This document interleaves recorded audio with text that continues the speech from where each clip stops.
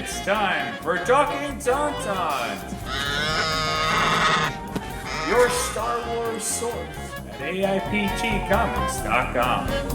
Hello and welcome back to another episode of Talkin Tauntauns. I am Jim Lahane, and with me as always is our favorite globetrotter, Nicole Herview. That's me. Hello there. What's up? I'm looking to send you something. I'm about to send you something because I was waiting until we were recording for me to be able to send it to you. Okay, then. This is a highlight because I assumed you were about to ask me how London was.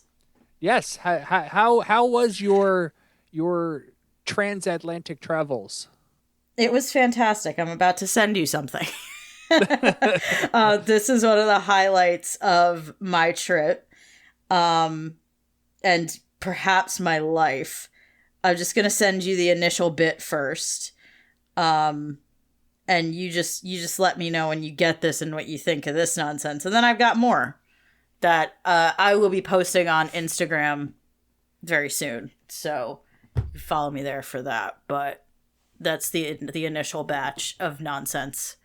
It is. Oh, is this Madame Tussauds? Mm-hmm. It's I went to Madame Tussauds. Yeah, it is. Nicole getting intimate with the mall. Don't make it weird. Don't make it weird. No, they have a phenomenal Star Wars section at Madame Tussauds in London right now.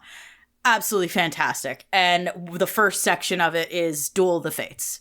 And it kind of goes in chronological order as you go through the section, but it starts off with Duel of the Fates. So you have life-size wax figures of Obi-Wan, Qui-Gon, and Maul. And I will tell you this full story, and this is my little tidbit. If you find yourself in London and going to Madame Tussauds and this exhibit is up, it is at the very end of the exhibit, I guess. It's at the end, right? And right before it is a Marvel section. And we got to the Marvel section, and there seemed to be a crowd waiting to get into a theater. I don't know if it was like a film of some kind. I don't know what it was, a show. I don't know. We didn't ask. I just wanted to get to Star Wars. So we said, can we bypass this? And the employee said, yeah, go through this door. So we did. And as soon as we did, we watched the full theater empty out and go ahead of us into the Star Wars section. And I looked at my friend and coworker, Ashley, and I said, let's wait 5 minutes. We waited 3 to 5 minutes for everyone to kind of work their way through it.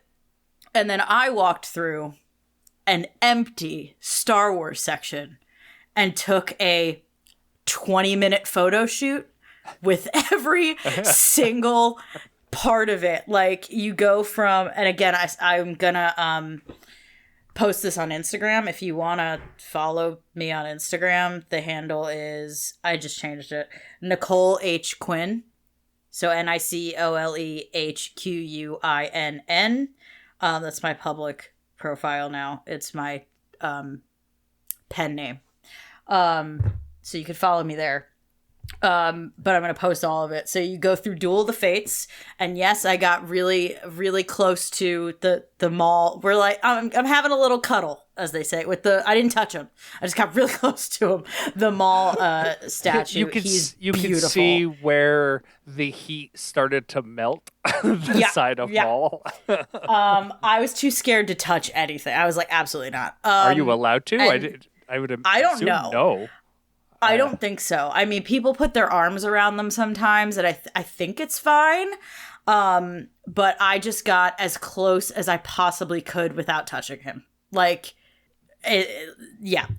Great, phenomenal. And they have the music playing, so I took a video of the Duel of the Fates. The song is playing, and it's I cried. I'm not gonna lie to you, Jim. I shed a few tears. And then the next room, it's Anakin on Mustafar dueling no one. He's got his saber up. So I did my best Ahsoka and went to stop his lightsaber with the Force. I posed with him doing that. I was in my Ahsoka cardigan, so... Is it supposed to be a photo op sort of thing? Yes. Yeah, there's a platform for you to stand on. There is a photo op moment in pretty much every one of these sections, except for the Duel of the Fates. You have to figure it out. There's nowhere for you to sit or stand or whatever. And then you go to the cantina, and they have the booth where Han shot first, and you sit where Greedo was, and like Han's just sitting across from you at the booth, and you sit in the booth across. It's fantastic. Then you go to Dagobah, and you sit next to Yoda on a log. Real cute. And then it's R2-D2 and C-3PO, and you can kind of just like hang out with them. And then you have the I am your father moment, but you can stand where Luke is supposed to be. Phenomenal. You have Leia and Jabba the Hutt like in the palace, and like Salacious Crumb is in it. Fantastic. And I'm trying to think. The last bit is with Rey and BB-8. Nice. I also found John Boyega in there and took a picture with him, but he isn't in the Star Wars section. He's just John Boyega. Phenomenal. Was he just visiting the museum? Or like like the real John Boyega. Yes, absolutely. No. But it was fantastic. I highly recommend if you're in the area and you have a chance to go. That was worth the price of admission by itself. My tip is you can book multiple experiences at once that are like connected. So you could do Madame Tussauds in the London Eye, or Madame Tussauds in the London Dungeon, or Madame Tussauds or whatever. And it was about £50 to do Madame Tussauds in the London Dungeon. And I had more fun than I did most other moments in that trip in the London Dungeon. Look it up. I won't go into it because obviously this is a Star Wars podcast. And it's just not worth our time. It's fantastic, hilarious, and so much fun. So if you're going to London, or if you're near London, planning a trip, whatever, I recommend doing those two things. It's £50 to do both. Which equates to like $70-ish. Incredible, and I would have paid $50 just to do the Star Wars section.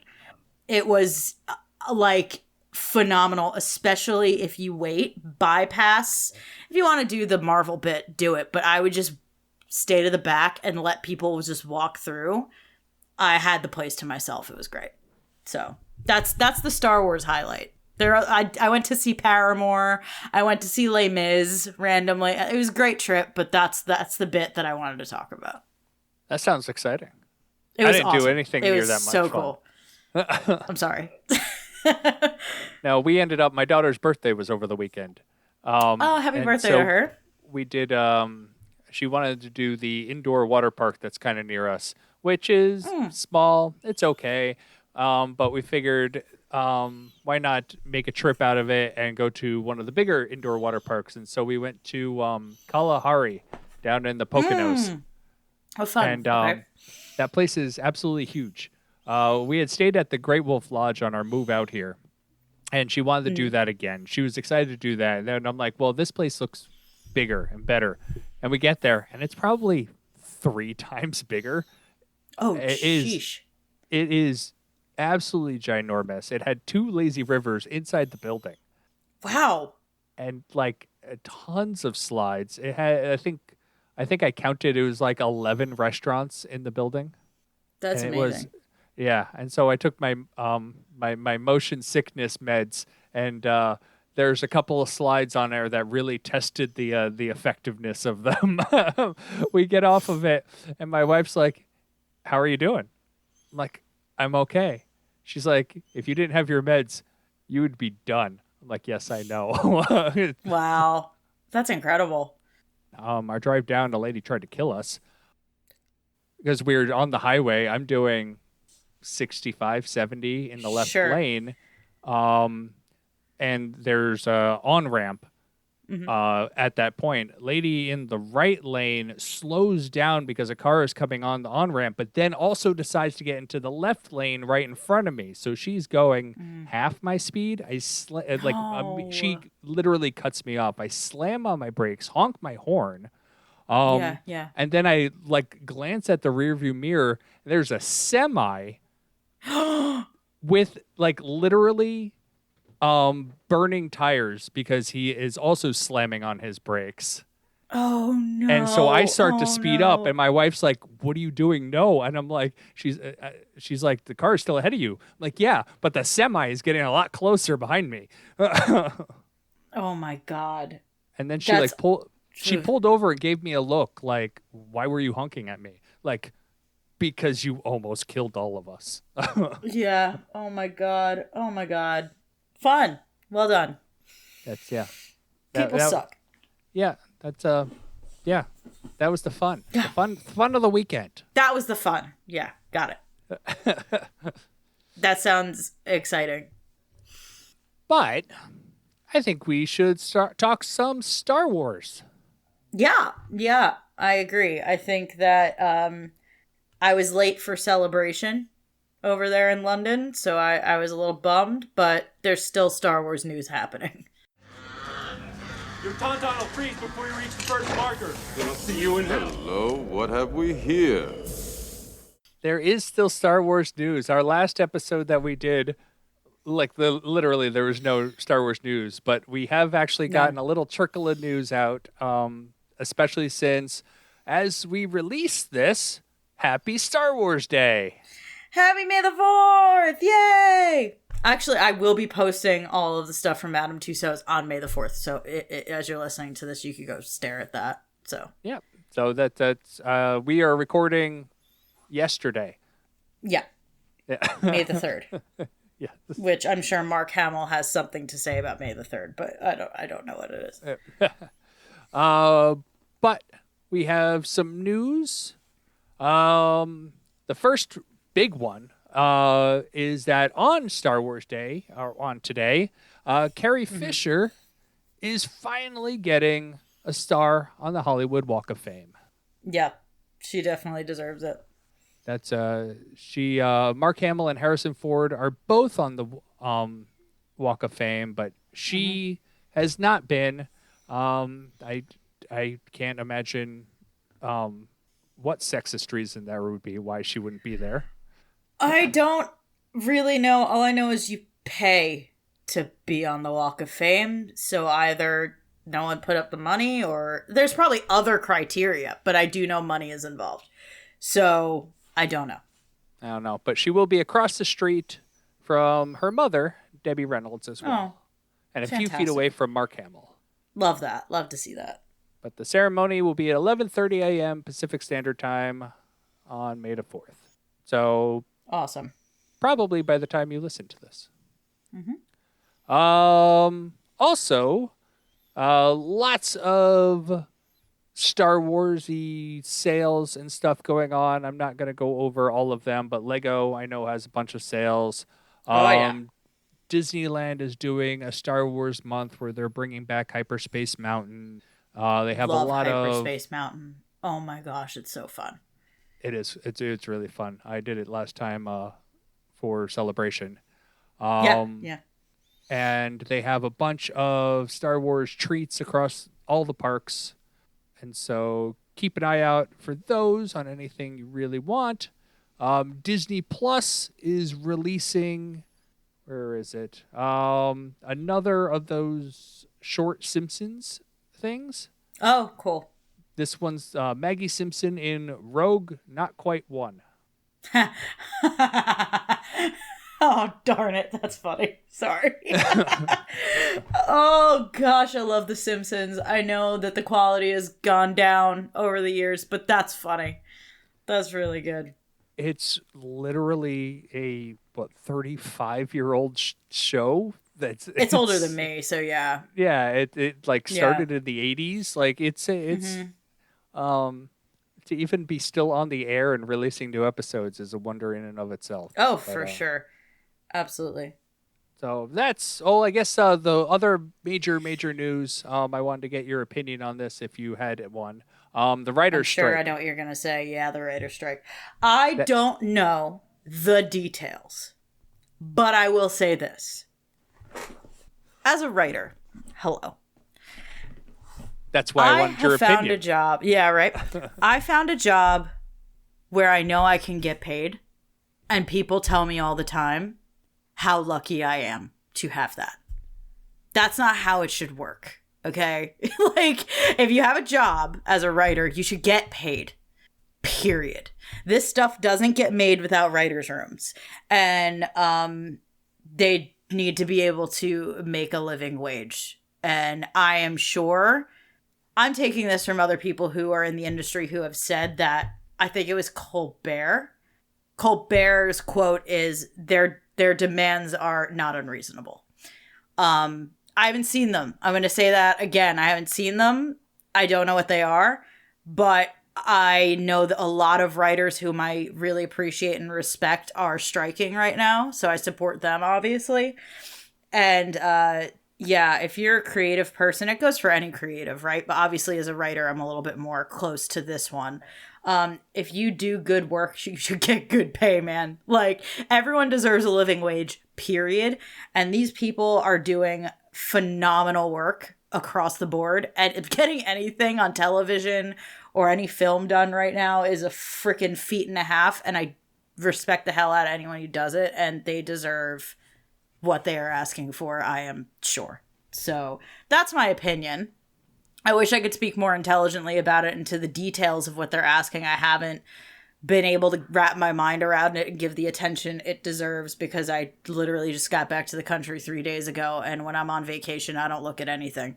And I've just been trying to readjust to human time. So I'm sure I'll have a more thorough opinion soon. But that is as far into the details as I can get right now. But I support the strikers. I support the strike in general. Unions are great. So those are my opinions. Yeah, I know. I don't know. Pretty much, I probably know less than you. But I know that several Star Wars related authors have joined the strike, and so I don't know how this will impact future Star Wars content or how it will delay stuff, because I know previously like these strikes could go on for a long time, depending on the stubbornness of the entertainment companies. Yeah, for sure. Writer strikes are unfortunately pretty commonplace. They happen every few years. Like, it's just a thing that happens constantly. Somehow people have to fight for their livelihood every few years, and it's like getting old for sure for everybody, I'm sure. But yeah, the point is just freaking pay people, man. Like, especially organizations like Disney and Lucasfilm who make so much money off the back of the work that the writers do. And obviously a bunch of other people who are creative who make these things happen and make them come to life and all of that good stuff. But the writers are the, ground zero of what is going on here. They make so much money off of their work. You'd think that the investment would be proven worth it at this point. But unfortunately, capitalism. That's all I'm going to say about that. Capitalism's going to do the thing, So I hope that their demands are met. They reach an agreement quickly, but I also want them to take however long it takes, So we'll see. We'll see if it affects any timelines, because I have a feeling that soon we're going to hear about that. Stuff being canceled, stuff being delayed, stuff being affected. I know of a few shows whose writers' rooms are involved that nothing's happened yet, but might be, not Star Wars, but shows in general. We'll see. It's interesting, though, but I'm mostly just paying attention to the writers and creatives that I respect and follow and seeing what happens. Yeah, as of this moment, the strike hasn't been going on, I feel like, long enough to impact anything. Not yet. But not yet. It can easily go on, I believe, months. Easily. Like back in the early 90s, I believe it severely impacted a lot of television. That's where we got a lot of our reality television shows was because of the writer's strike. Absolutely. Yeah, they happen, unfortunately, pretty frequently. But yeah, and it's always like, oh, this show exists because of the writer's strike. And I think I could be completely messing this up. So somebody fact check me. But off the top of my head, I think it might have been, there's a show that was affected, the quality was affected by the writer's strike. And from memory, it's John Mulaney's sitcom, Mulaney, that did horrendously because it was so bad. Meanwhile, John Mulaney's comedy is gold. Absolutely the funniest things I have ever seen in my life. I just watched his new special and it was very good. I think that might be the one but I know, like, that's a thing, is you talk about shows that are weirdly not great or, like, very strange in concept, or reality shows, and it's like, oh, the writer's strike was happening, and you're like, ah. Yeah, I think And that's that where happens a lot. Survivor, like, even came from. Yeah, like, I think so, too. Mm-hmm. Survivor and The Amazing Race were answers to we need something that writers aren't involved in. American Idol might be one of them as well. It might because they all like in that era of television, right, where like all that stuff started. We might have borrowed Big Brother from the UK at that point as well. Yeah. You need producers for that, not usually writers. So yeah, as you could tell by man, the quality of some of that stuff. Yeah, very interesting though. We'll see. We'll follow it, and obviously, if anything affects Star Wars, we'll talk about it. But there's a lot of people who have written very good Star Wars stuff that are involved. So yeah, and I got one more piece of news-ish. Yep. The Jedi Survivor. Speaking of Survivor, yes. Was released a couple weeks ago. Last week, and yep. If you find on Instagram, the Star Wars Instagram page, they show some of the what they call behind the scenes of Cameron Monaghan doing the motion cap, the mocap, and there's one where I think the only one they really have is where Mark Hamill is there so giving him tips. It's very good. You need to watch it immediately if you haven't. Yeah, go ahead, Jim. Sorry. No, that was it. That was I just wanted to, because I saw that and I laughed. I like this is clever. That's really good. Yeah. Yeah. Is that all the news we have? That is all the news cool. I got. Yes. Great. I have personal news.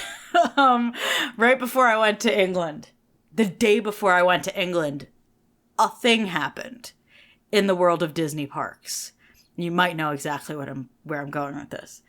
But last Thursday, not this past Thursday, the Thursday before, the 20th, 4/20, the national holiday, if you will, Disney World annual passes went on sale. Oh, yes. I'm trying to figure out where you're going with this, and I'm like, Disney got in trouble, and then Disney... No, Disney didn't do anything. No, they just made a ton of money in one day. And a good amount of my money was transferred to the Disney Corporation in exchange for unlimited access to their parks for a year. So mine will be activating in September. So from late-ish September of this year to September of next year, it is the year of the annual pass for me. And I will be talking about it a lot. I will be writing about it a lot. There will be so much content that I'm going to make about, like, the annual pass journey. And, like, will I renew next year? Who knows? Like, what's it like having an annual pass and living very far away from the parks? What's the ROI on that? Am I going to go to every single Epcot festival? You betcha. Like, you bet I am. Am I planning on, because my job is remote, I work remotely, do I plan on going down to Florida for a week and a half and working from the hotel and then going to the parks every night? Yes. I fully plan on doing that. And I will be taking the audience with me. So the shameless plug is to follow me on social media to see that. So, I'm doing that. It should be fun. Obviously, there will be a lot of Star Wars content in there as well, because I will be buying everything. Basically, my tax return is funding a ridiculous dream that I've had for a very long time. Like, being an annual pass is on my bucket list. Like, being an annual pass holder is on my bucket list. And so that day, I actually knocked two things off my bucket list. I told Jim this story. It's a long one, but I randomly got tickets. Well, my friend got tickets, and she took me to see a Devils playoff game, a New Jersey Devils hockey playoff game. on the same day I bought a Disney World annual pass, and I checked 2 things off my bucket list in the span of like 12 hours. So, from September to September, I'll be doing that. I'm sure I'll talk a lot about it and like fun stuff that's going on. And if they're like, oh, hey, this crazy like Star Wars thing is happening, like next May the 4th, I'll just go. You know, like I'll just book the cheapest airfare humanly possible, stay wherever, and go. So anyway, that's my bit of personal news, and I will take y'all with me if you want. Please. Just pack me in a suitcase. I was like, Jim, you can come. Like, you're welcome to join. But yeah, I will be taking people with me virtually. Listen, she's 30 years old. She has a good job. She got a tax return that literally paid for the annual it was like within $100. I had $100 more than I needed to upgrade to an annual pass from the trip I was already going on. So it was fate. So there you go. I recommend getting the Southwest credit card. I have the United credit card. Okay. So yeah, I'll just fly basic economy on United. I have enough miles to go like a few times or because of London. And like the credit card. Excuse me, I have enough miles to go like twice. So yes, for those reasons. Yeah, yes. Yeah. Airline credit card, absolutely. That's it. My 100%. My Southwest credit card, just signing up, I think got us 4 flights. Yeah, that's pretty much. With mine, I think I got 65,000 miles, and it paid for. It only let me use a portion for an international flight, but I should be able to go to Florida a couple of times for that. So, yeah, it's good stuff. That is the pro tip, though. You're absolutely right. Especially if you're planning on doing something like that. Frequent trips. Obviously, it's not worth the cost of the annual fee if you're not planning on flying that much. No. Yeah, I think my annual fee is like $100. So, I mean, That's fine. I think but mine's 150. Yeah.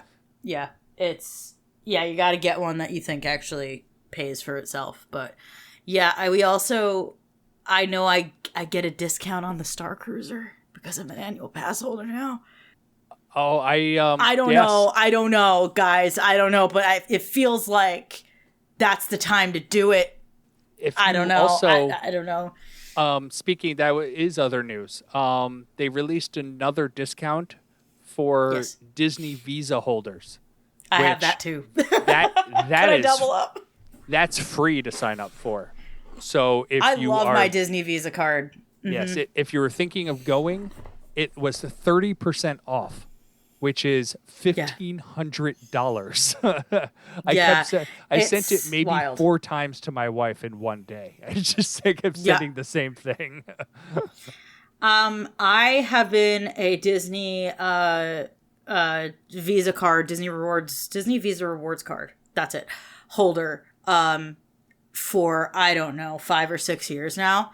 I effing love that thing. It does have an annual fee. It's not high. I think it's also like around $100. Oh, mine, I have the lower tier. I got the free one. Yeah.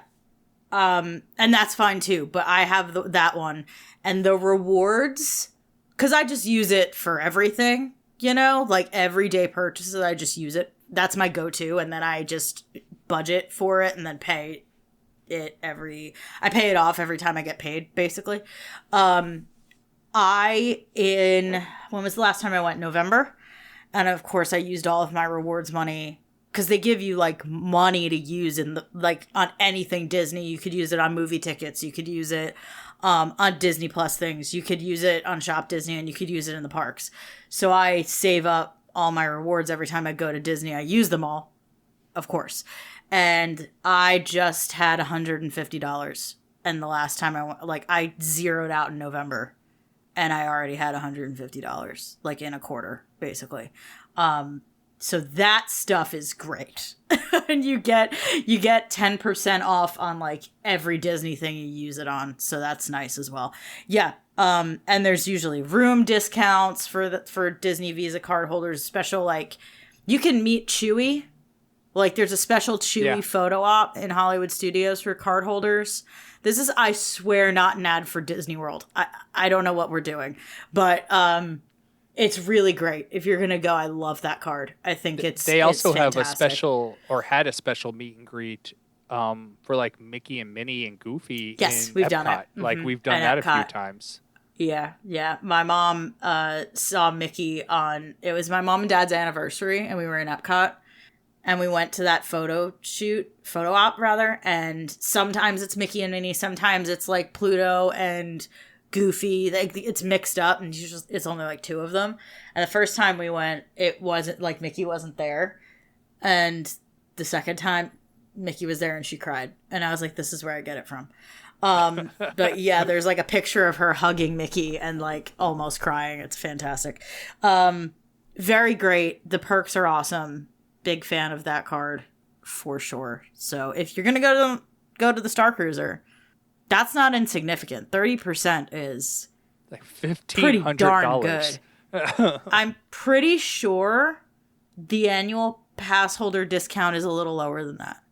I'm pretty sure. I'm not positive, but I haven't looked into It's it yet. at least because the the same. the annual pass holder one, it was for sailings very, very soon. I think the time period is wider with the Visa card. Like I can't Yes. use it yet because my annual pass hasn't been activated yet, so I can't use any discounts until it's activated. It activates when you first like go into a park. So even though I bought it 2 weeks ago, last week, whatever time, almost 2 weeks ago now, it won't work until like I go to a park. Till you use so I can't take advantage of that. That's why I didn't really look into it. I can't take advantage of that pass holder discount. But I think the time period on the Disney Visa card one is longer, so might be worth looking into. All right. That is good news, Jim. Well done. We ready? I think we can finally talk about the Mandalorian finale. Yes. My God, man.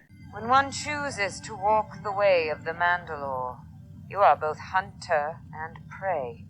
This is the way. This is the way. This is the way. So we are talking the last 2 episodes ever of The Mandalorian, because this I seemed to think wrap maybe. up pretty well. Like they literally Yeah. wrapped up every storyline that they had going. They sure did. Yeah, so we're talking chapter 23, The Spies, and chapter 24, The Return. And you know who The Return did not talk about? Thrawn. I was almost positive. I'm like, I see The Return. I'm like, it's going to be about Thrawn. That's what I thought too. I said out loud several times, Thrawn, because they mentioned him in The Spies. previous episode. Yep. In The Spies. And I was like, well, of course. Not Of course he's going to show. They're teeing it up. They're like giving people who don't know who Thrawn is context. Like, this is great. Not only did Hey, remember that wasn't- guy? Yeah, it wasn't even just an offhanded reference. They had an entire conversation about him. The heir to the Empire was mentioned. It was great. And like It was a great time. anybody who knows like the Heir to the Empire books and knows Thrawn, knows his right-hand man is Paleon in the books. Paleon was mentioned in Rebels. Like, Right. basically Thrawn contacted Paleon because Paleon was on the ship. We never saw him. Well, we actually get to see him now. That's awesome. I didn't know any of that. So yeah. Because I didn't read the books. Like that whole conference, the Shadow Council. We had Brendel Hux, We sure did. who is our boy Force Awaken Hux. I can't remember his first name. Donald Gleason. Yeah, it's his daddy. I'm like Donald Gleason. Oh, Yep. is it his dad? The character cool. is the character's his dad. Yeah. Who is also the character is named after Domhnall Gleeson's actual father. Brendan Gleason. Yes. So that's Mad Eye Moody. Yes. Yeah. So He's many other things, but Mad Eye Moody. but that's like the character was named because of the actor's That's father. so cool. I did want to bring that up. I didn't pick up on that, but that's really great. That's, I guess, what people were talking about of like referencing the sequels directly. Was that it? Because that's all I got. But people were like up in arms about the fact that the Mandalorian was like referencing the sequels and like cementing things. And they're like, "Oh my god, they're not going to retcon it." And I'm like, "No, they're not." No, they've been. What? We've literally through been this. saying this since episode 1, how they are tying into the sequels. Literally. Yeah. Like for sure. I People don't are know. dumb. We can. Yeah. We don't need to hatch it more than that. But like, people are dumb. Yeah, I don't know be dumb. if that is the reference that you're referring to. I didn't see the complaints. I'm not surprised. There was anger. Yeah. There was so much anger. I was like, calm down. Like, I was like, just like channeling Taylor Swift. And I was like, damn, it's 7 a.m. Like, you need to calm down. Like, you're being too loud. Like, that's how I was feeling. I don't know if anyone who listens to us is going to get that. It was all Taylor Swift lyrics. Just let me be. Oh my gosh. Anyway, stupidity.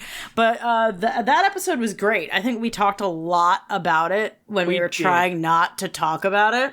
Yes. But poor post Vizsla. That poor dude. I laughed again. I rewatched that episode last night, and I laughed because it's not the fact that he died, because that his death scene was absolutely fantastic. Wild. Like, yeah. Pulling out probably the Praetorian Guards was also a direct reference to the sequel trilogy. Yes, I think you're absolutely right. That the way they kind of walk out of the mist every time they show up made me laugh. It is funny. And it the is very music, funny. Like, literally, like, they do a camera trick. They walk out of literally nothing and kind of like just appear. It's cool. It is a cool shot. It is very interesting, but it is funny. It sure is funny. Yeah. What a cool death scene. And just like, they really, really were like, hey, the armor is like over there. Like, you don't trust her. Like, the episode's called The Spies. You're kind of like, so the armor, right? And then no. Nothing. And then fully no. They were like, why did you think that? Like, I could see them going like, why on earth would you distrust this woman? Like, why? What's wrong with you? And I'm just like, okay. They did the same thing with Axe too. They sure did. When Axe flies wound. up, when he flies up, he lands on the ship. He tells everyone to leave, and he's like, sure does. I will take care of the ship. And the guy kind of gives him... he was steering it? Yeah, but the guy kind of gives him like a sideways glance, like, that's weird. And so like us as audience is like, that's weird. Yeah. And then nothing, like, it is weird. It's a weird moment. It's like, what's going on, you know? I took it more as like, oh man, like, you're gonna go down with the ship. That sucks. Bye. Like, that's kind of what I was getting from it. Like, have fun. And I'm just sitting there like, why is he sitting there? Like, I guess he was steering in some capacity, but the whole time I'm like, why is he just sitting there? And then he's like, okay, I'm gone now. He just like leaves. And I was like, oh, I thought this was a grand sacrifice of some kind, but okay. Like, cool. Live. Go on. Fine. He didn't pull a post. Yeah, no, he did not pull a post. Gosh. I said very confidently a thing, and I will point out how wrong I was. I said very confidently that helmet was coming off. I was sure that helmet was coming off, and we were having an interrogation. I was positive. I was the most sure, and I was the most wrong. Probably the most wrong I've been with a prediction on this podcast, maybe. That might be the award for, wow, she was real confident and real wrong. And I'm happy I was. I'm actually really happy that they broke the formula. They also... I didn't give them enough credit, I guess. You were so wrong so quickly. It was like so quickly. It was like seconds into the next episode. As soon as Grogu came in his like IG unit, just yelling, no, no, no, which makes me laugh constantly. Okay. It is the funniest thing. As soon as that happened, I was like, oh, it's not coming off. Like, I took it back real quick, but like You're already within recorded. 2 minutes. I know. Within 2 minutes, I was wrong. And you know what? Fine. That happens. Again, I'm happy because they surprised me and they broke a formula and I'm pleased about it. But Grogu made me cry a lot in this episode, this finale. Him saving his dad and me. So cute. And then Din being like, buddy, like, I need you to be brave for me. I'm like, oh my God. Just like, they were like, you're going to sob for like an hour. Get used to it.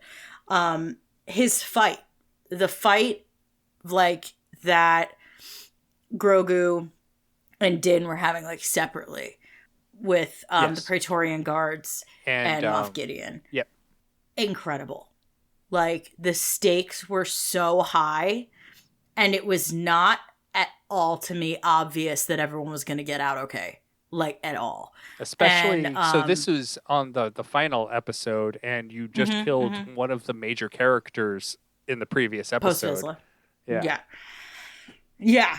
And they were really, I mean, listen, no one knew if they were getting another season. Like, I don't think anyone's really mentioned that was happening. We knew about the movie, but the movie confirmed that characters from these stories were all going to be there. But I don't know if the fact, like, if they were like, yes, Mando's in it, Grogu's in it. Like, Are they? I don't think. Did they even confirm that they were? No, that's what I'm saying. I don't think they did. So there was never really, like, solidification of the idea that they were going to be okay, because we've never seen them in anything else in the future. They're not in sequels. They're not in anything else that takes place past this point, right? And they really drove that home, and they really used that to be like, you don't know who's getting out alive. Like, we don't see Bo-Katan after this. Ever. Like, there is not a point, I don't think, in the Star Wars canon that is post this moment that we see a lot of these characters. So not the animated. Basically, I consider them all the animated like characters because they all stem from Rebels. Yeah. Sure. You're right. They're even Ahsoka is iffy because she's the voice in the sequel trilogy, but that kind of indicates she's doesn't dead mean she's alive. then. But that's about it. Yeah. Does that mean she's dead? Oh my God, it does mean she's dead. Whoa. Okay, we got to think about that for a minute in a second. But I never thought about that her voice is in the sequel trilogy and every voice we hear is someone dead. Right? Yes. That's it. That's how I took it. I mean, if we just take Ahsoka out, we'll go through that in a second. Table that. Put that over there for just 1 minute. Okay. There's weight to those fights. Like, actual stakes. And I really appreciated that because, like, there wasn't another season announced. There's nothing. There's nothing after this, really. In terms of these characters, there's just nothing except the fact that Filoni's movie is going to kind of tie together all the shows. Great. But we don't know what that means. Like, the shows could be going a completely different place in like a year. Who knows? Right? So I loved that I was so scared. Right? And I loved that if they did kill off Din Djarin, it would have been earned. And I think it would have been heartbreaking. Obviously, I would have been very upset. But it would have been earned. It would have felt okay. Like, all right, if that's the story we're telling, and then we just go on with, like, Grogu maybe. Who knows? Who knows what the heck they were going to do? I'm so happy they didn't. I'm so happy because, like, it made that ending, right, so much sweeter to kind of be coming to terms a little bit with the fact that, like, we could be saying goodbye to one of them. That's both of them. We could be saying goodbye to everybody right now. Like, there's a moment when, like, Gideon goes up in flames and all the Praetorian guards are dead and everything's on fire. And for a half a second, you're led to believe everybody's dead. Everybody in that room is deceased. And that might be okay. You know what I mean? Like, you gotta be okay with that for a minute, you know? And it makes every single thing that happens after so much sweeter. And I thought they finessed that so beautifully. And the music, listen, the music in the show is also always fantastic. But that music and that moment and that cinematography and everything that went into that moment when you just see Grogu protecting his family with the Force, I'm gonna cry again. I'm gonna cry now. Like, stunning. Stunning. Beautiful. I don't know how you felt about it, but beautiful. That was one of I did really like that. I liked the way it looked too. Mm-hmm. Like the visualization of these two episodes. These two episodes really were tied together very well. They did work as like a two-parter finale, and just the whole thing. And what you were saying about the music, I was surprised by how much they used a Mandalorian theme in the show itself. Yeah. Yeah, because I don't remember them actually doing that before, and they did it twice over these last two episodes. And it worked both times. It did. And I really enjoyed it. And, like, I don't understand. Me and the internet don't get along. I don't know if you noticed this. We don't think, I understand. We don't think the same way. Like, everyone online is like, the third season's like, it dropped the ball on The Mandalorian. Nobody likes it. I'm like... Stunning. I think the third season's been easily the best one. It's been the one... I would one... agree with you. Yeah, it's been the one I've actually liked. Yeah, which is nice, right? Yeah, I think that the first two seasons did a really good job of teeing this third season up, and I love them. But I talk a lot about pacing when I'm talking about writing, and I think that if you really look at this season of The Mandalorian, if nothing else from a writing perspective, it's a masterclass in character, it's a masterclass in earning a happy ending, and it's a masterclass in patience and pacing. It also does exactly, we predicted where this season was going at the end of last season, because we talked about what are they going to do next season, and we're like, it sounds like they're going to be doing a retaking of Mandalore. Yeah. And that's exactly what this season ended up being. I thought it would take a while for Mando to get to Mandalore. I was wrong on that part, but we were right about the overall retaking of Mandalore being the focus of the season. Yeah, I agree. Yes, absolutely we were. And I think it's okay that he got to Mandalore early, because then we kind of learn what Mandalore is as a character. This version, like, setting is just character that can't talk, kind of, right? It's if you break down, like, at the very, very basic level, it's like all of the conflicts in all of storytelling are man versus man, man versus self, and man versus nature. Nature is just another character, right? Yeah. So your environment, and especially the planets, all, to me, this might sound odd to other people, but they're all characters. And we know Mandalore before the siege. We know who she is before the siege. We don't know her after.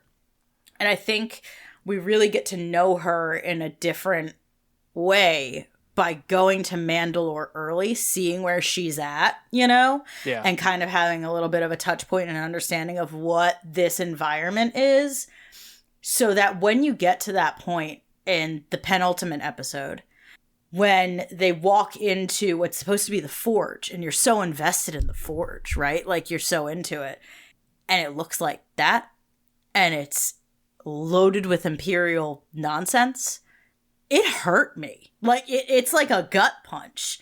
And you kind of start to realize the culture of the Mandalorians and how important Mandalore's another member of the tribe.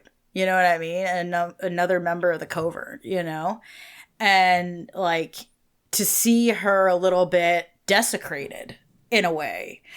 So interesting, and such an interesting moment that doesn't pay off if we don't go there in episode 2. And it's, you know, Mandalore, the planet, is also interesting because in the Clone Wars, Mandalore was a post-apocalyptic wasteland almost, where everyone lived in domes. Now, fast forward to the Mandalorian, and it is a post-apocalyptic. Like, how can you go more apocalyptic? Well, we did. Well, let's put it this way. Let's think about it, right? This is post-apocalyptic. We are post-apocalyptic because I'm going to say something that's going to make a lot of sense to you, Jim. There was an apocalypse and it killed all the dinosaurs. We already went through one. It already happened to this planet, right? At least once. We know at least once this already that already happened. So technically, we're post-apocalyptic right now. True. You know? So it's kind of like that, right? Like if it's just another one. They just had another one and it was just a lot closer. Yeah, I don't know. It's an interesting thing that they're post-apocalyptic, but like, yeah, I guess those apocalypses just happened real. It's interesting. The whole thing's really interesting. Mandalore's a fascinating character, isn't she?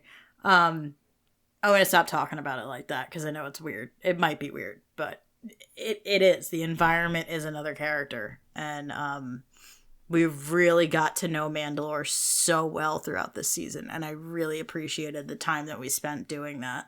And it made the retaking of Mandalore more than just that. It made it kind of like a reunion. You know, it's not just, I mean, the restoration of the culture is incredibly important, of course, but it's also a reunion. Like, it's a little bit more intimate than that. And I thought it was beautiful, and especially to kind of not end, but almost end right back where we kind of started the season, right? In reverse a little bit, you know, we go to the waters of Mandalore and then we go back to our boy Grief Karga, right? So we're kind of doing the first bit of the season in reverse, which I really I love a little bookend, like very symmetrical, very beautiful moment. But to go into the you know, the waters of Mandalore immediately after they retake the planet and to see what happens there. Dear sweet God. It's a beautiful moment, obviously, when Din finally says, like, I want to adopt the kid. Like, he's gonna be my kid.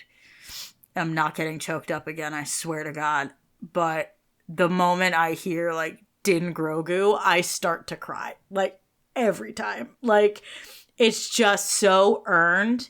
And he never really called him his son. He just didn't object when other people did. He called him his apprentice. Correct. But everyone who was like, oh, your dad this or your kid that or like whatever. He never corrected them. But he never agreed with them. And it was so beautiful to like finally see that.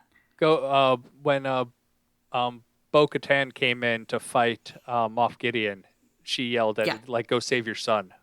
Yeah. Yeah. Like, and that happens a lot. And I feel like the first time it happened and no one said anything, like no one, he didn't object. We were all like, yep. Okay, good. Great. Like that was almost enough so that I wasn't craving him saying like, I'm going to adopt the kid. Like, that's my son. Like, you kind of almost weren't looking for that because he never said, this is such an interesting point, right? He never denied that Grogu was his son. So we all were just like, yep, great. Now, if he had said a million times, he's not my son, he's just my apprentice, or he's just this, like, he's just a foundling, like, he's not my kid, we would have been begging for a moment where he finally accepted Grogu as his son. But we weren't, which makes that so much better. Like, almost like, I didn't know I needed this. And it's just a stroke. That was a stroke of genius. And I did see the actor who plays the armor. What is her name? Oh, for some reason I can't She's think of it. Fantastic, and I can't think of her name right now. She was interviewed. While you're looking for her name, I'll explain this. She was interviewed and asked, like, Emily in Swallow. that moment, Emily Swallow, so good. When Din says, like, I'm going to adopt him as my son, she looks at him and very pointedly says, this is the way. Like, she says it like that, like the real emphasis on she this. does and say she was asked, a little differently. She was asked why, and it's because the armor was effing waiting. Like, Din, yes, good, okay. It's about This is how we do time. it. This is the way, you stupid idiot. Like, it's, she actually, the quote that I loved, and I'm paraphrasing a little bit except for the point that's important. She said, he can be a little dim sometimes. And I lost my mind. I was like, she's smart. She's really good. She also, if you didn't see it, look this up. She went to a fan expo, I believe, a convention, and she cosplayed as the Armorer and, like, just talked to a bunch of Mando cosplayers, like, in cosplay, and then revealed that it was her. And everyone kind of lost their minds. Really great. Really phenomenal. She's very into it, and like, you could see it. What a beautiful moment that I don't think we all knew we were craving so much, you know, because of how they handled that relationship and how we all accepted, like, yeah, that's your kid. And he never said that that wasn't the case. So great. And then you go back and the way you end this whole show, like you said, it really seems like we're done here. Like, I'm good if we never get another piece of Mandalorian content again. I'm happy. If this is where we leave Grogu and Din and they're just happy in their little plot of land, once in a while, like, going out and, like, doing stuff and, like, living their best lives and, like, nothing crazy ever really happens to them again and they're just happy. Love that. But it was just so sweet and so cute to see our boy sitting on his little chair watching his little son play with a little frog. And it's like peace. Like, it's just peace. And how lovely is that? Just fantastic. Like, I got the warm and fuzzies, like, immediately, you know? They just talking about, like, the wrapping up of the series, like, the major storylines that we got. Why was Grogu being abducted in the first place? Well, turns out that we were leading us to clones of Moff Gideon with the Force. Mm-hmm. Those got dealt with real quick. So quick. My God. I don't think Dr. Brainfry is coming back. I think he's, like, out of it. I think he's done. Like, we have our spy, who turns out like she was a spy for Moff Gideon, who we all assumed she was. We knew that, yeah. Yeah, and Moff Gideon is dead, and now we're leading on to Thrawn. It's kind of like where we leapt on to that, and so it's kind of it. Yeah, I can see the Mandalorian coming in to the Ahsoka show, or and definitely the movie. But you're right. It feels like we're done. We didn't get a post-credit scene. We got nope. We got him sitting in his. Oh, I forgot to mention this. When a couple episodes ago, when Grief Karga gives the Mandalorians all the land out there. Yeah. Do you know the reason why Yellowstone is a national park? No, I don't. Because the land is useless. You can't farm it. You can't do anything with it because of all the hot springs. It is completely useless. So they made it a national park because you can't do anything else with it. Nobody wants it. Fair enough. Grief Karga gave them the land that you can't do anything with. And he made it like a gift. He's like, you have all this land. And then like you see Din's little hut in the middle of this wasteland. Like, yeah. I just laughed. I'm like, yeah, good job. Interesting. That's really interesting. Hey, he's happy. He's got a little hut. He's got a little son. They're going to go on adventures, which I thought was so funny. Grief Karga's little, like, you can totally stay there, like, in between adventures. And I'm just sitting there like, we're calling them adventures. Yep. in world. Like, what? Okay, sure, man. Like, whatever Carl Weathers says, dude. Like, fine. Very funny. I also did love, to back up just like a touch, going back into the bar and finding what's his name, our good pilot friend Dave Filoni from the Resistance. Yes, no, who yes, phenomenal. By the way, his hat, I saw his hat and I was like, Dave, like, what? Fantastic. Okay, no notes, but Mando saying like, I want to work for the like Resistance, basically. Tifa. All right. Yes, Carson Tifa. He's great. I think he's fantastic. Yes, our boy Carson. Yeah, love that. I was like, great. He could do whatever he wants now. Like, he's kind of he could be looped into other stories so easily without kind of like messing up what they've done to kind of put Grogu and Din in a really good place. They put a bow on the show, but left it open for future adventures. Yeah. Yeah. Thought that was great. And did love seeing Dave Filoni in that bar. Instead of Zeb, we got Zeb in the first time we went in the bar, and then Dave Filoni's there in the second. So you know what? Great. Well, which is not a surprise because the first time we saw Dave Filoni was with Carson Teva. They were together on the. Oh yeah. I don't even remember. I don't know if it was the Ice Spider episode or something, but they were together when we first saw them. They were. You're absolutely right. They were. And I mean, listen, this whole show is a Filoni and Favreau number, and Favreau just died in the other episode, so Filoni needed a moment as well, I guess. He loves a Vizsla. He can't let anybody else play a Vizsla. I love it. No, he's also the kid. I'm joking. But yeah, he is really. also the kid. Yeah. No, you're absolutely right, though. He is. So a couple things. The armor that Moff Gideon wears. This ties back to, I don't know if you know this, to Dark Forces video game. So in the end of the last season, they had all those Dark Troopers, the robots. Yes. Mm-hmm. In the Dark Forces video game, there's 3 levels of those Dark Troopers. The first one was the robots. The third one was the prototype suit that the general, I had it pulled up. The general of the whole program wears, and you have to fight him while he's wearing this robotic suit. Wow. Okay. And so this is like literally taken General Ram Mok. And so you're fighting him in Dark Forces in that dark trooper suit, which is exactly what we have Gideon wearing. Also, does it look like he's wearing a Maul trooper helmet? Yes, it sure does.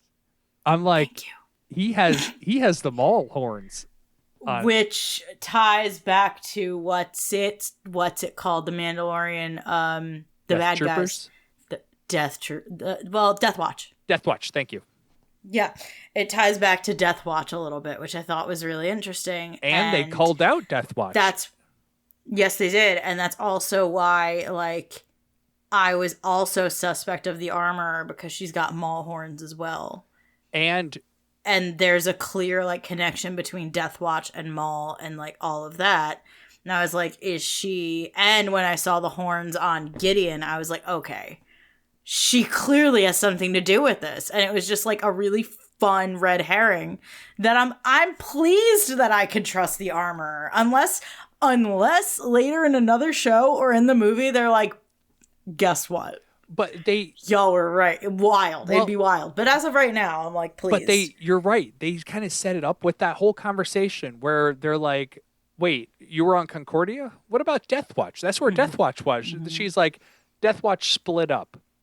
That doesn't mean you are not part of Death Watch. That just is you sidestepping the question. Here's a fun one. Here's just a little fun one I'm going to throw out there. What's her damn name? In Solo, what's her name? I'm losing my mind. Amelia Clark. Kira. Okay. We don't know what happens to Kira, do we? We do in the comics. She comes I back in the guess, comics. but like timeline-wise, could Kira be the armor? Actually, I just want one badass woman to be another badass woman. Man. We don't know. I think at the end of like Kira's reign in the comics, which takes place between Empire and Jedi, I think she's still alive. And so maybe. I mean, listen, I take this back. 2 badass women in the galaxy is better than one. But wouldn't that be really interesting? Like if they could pull that off. I'm thinking about it in this moment, like not really thinking about the ramifications and the logistics and how it would work.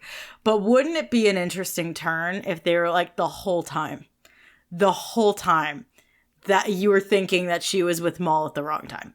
You know what I mean? Like it was, like she wasn't in Death Watch. She was Kira. It'd be wild. It'd be a wild way to bring her back into like the on-screens. I don't think she is. I would make that very clear. But wouldn't it be fun? Wouldn't it be fun?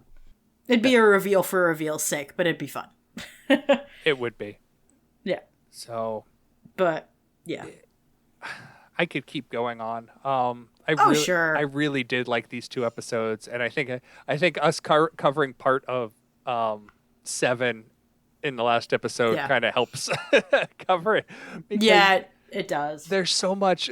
I think my absolute favorite part of the entire season was when the little mouse droids were coming to arrest R5 with their little lights going on, and you had all of them, and they're just kind of all bumping into him.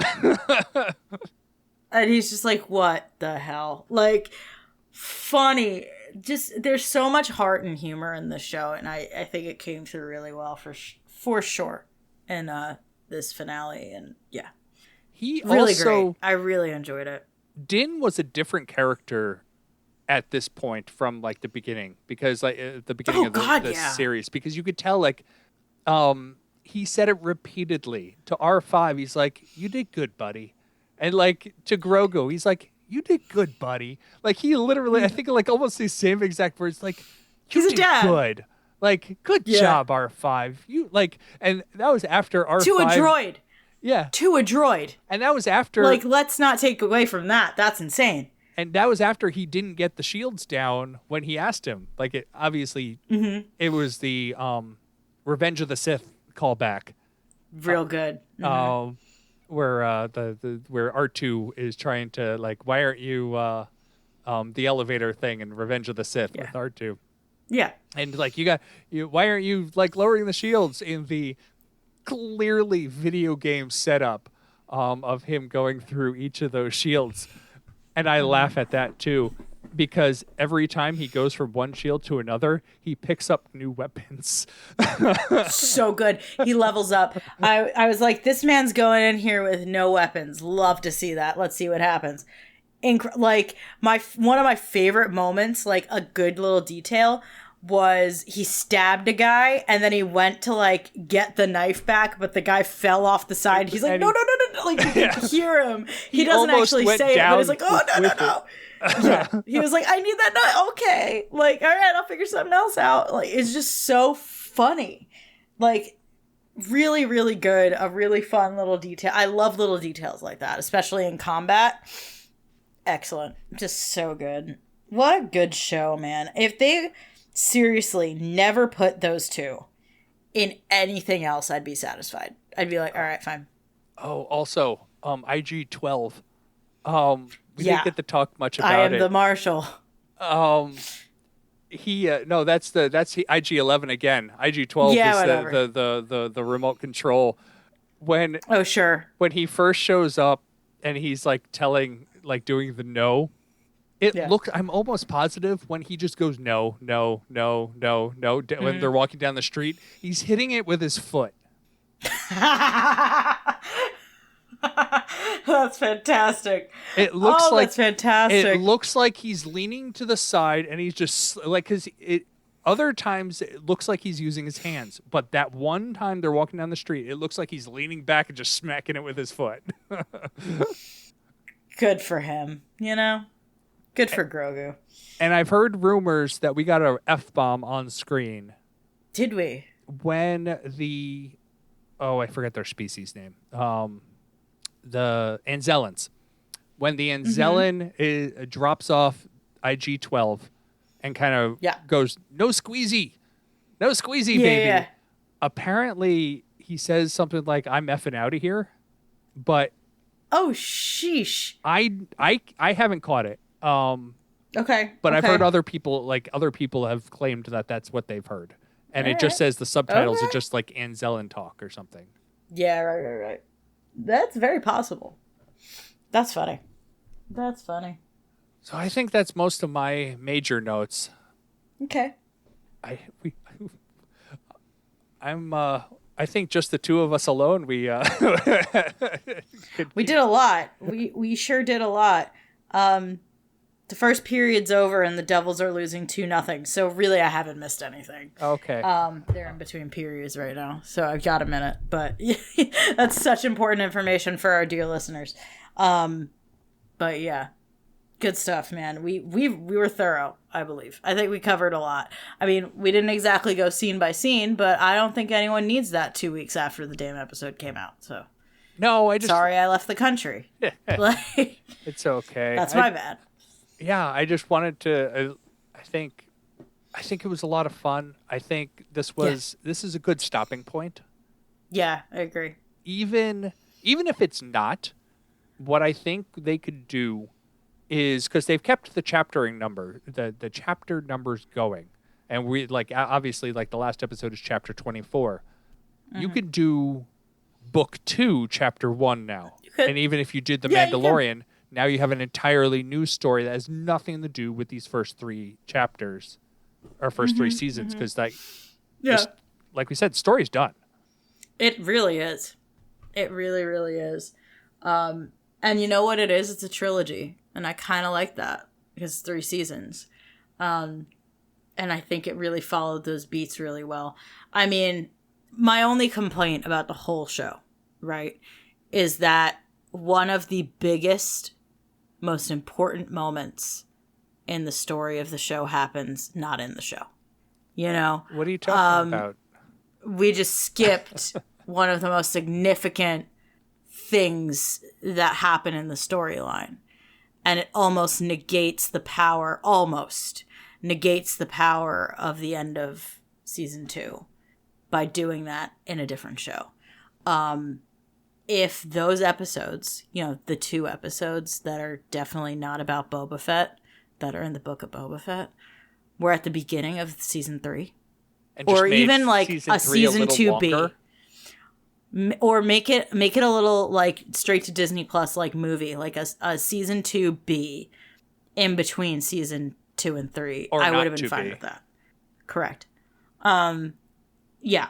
I think that might have been good. Or even just put these 2 at the beginning of the season. I don't know. You need those 2 episodes in the actual show, which that is my one complaint. I don't understand why that was necessary. The whole book of Boba Fett was a weird thing. Even Tamara Morrison was complaining about it because I liked it. I liked watching it, but it's flawed. It's fundamentally flawed.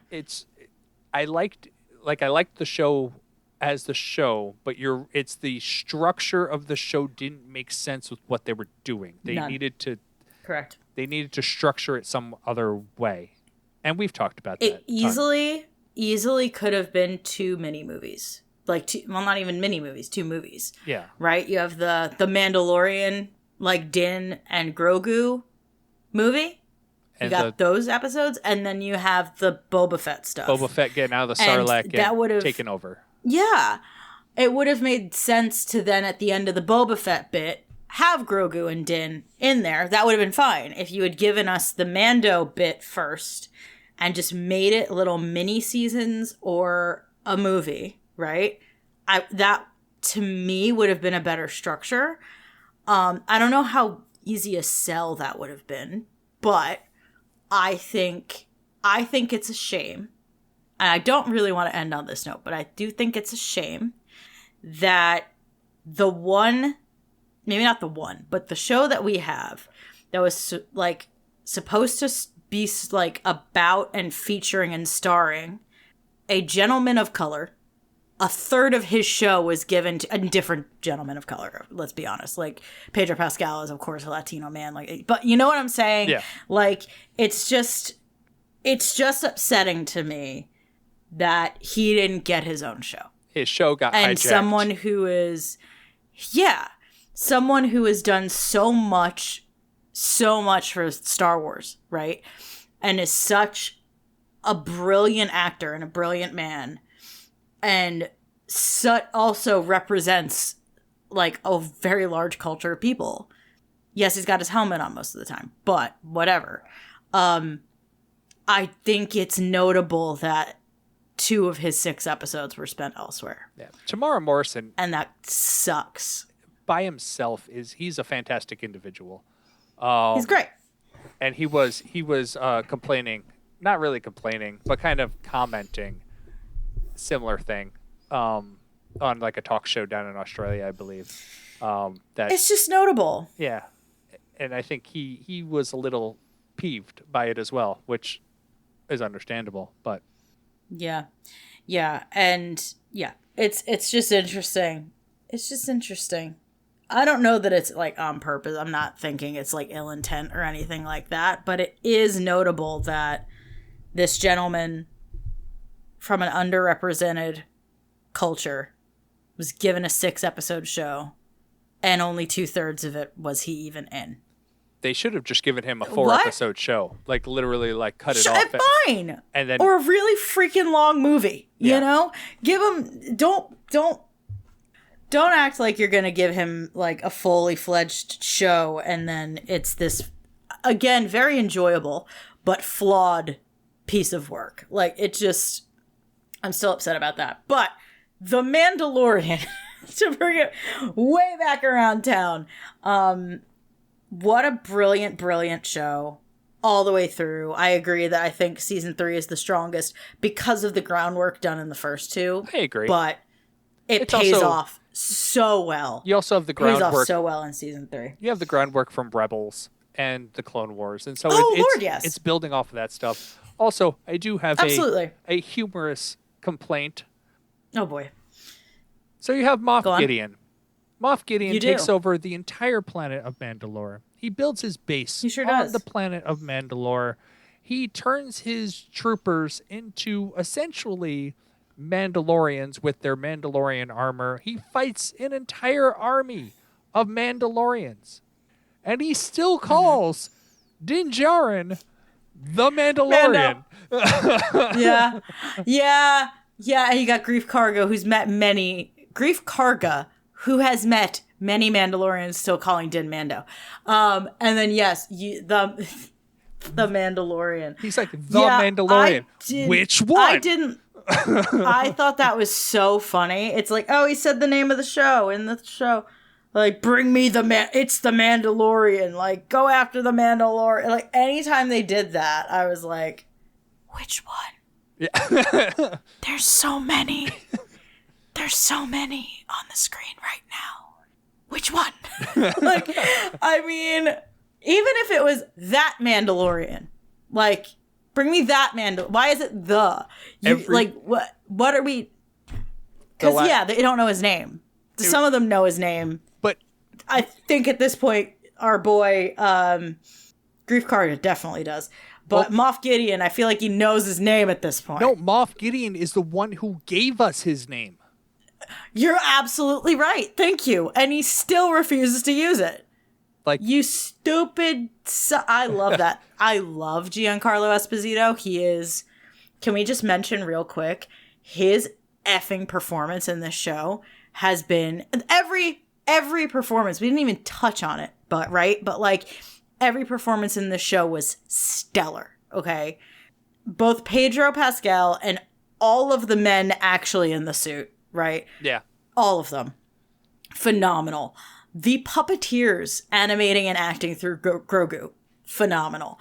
Carl Weathers, Giancarlo Esposito, Katie Sackhoff, Emily Swallow. Amazing across the board. Everyone was great. I think that's the last comment I'll make. That's where I end. But stunning. And yes, you're right. It's funny that they are still saying Mando and the Mandalorian, but Or the Mandalorian. damn, are those actors selling those lines? Like They you believe it.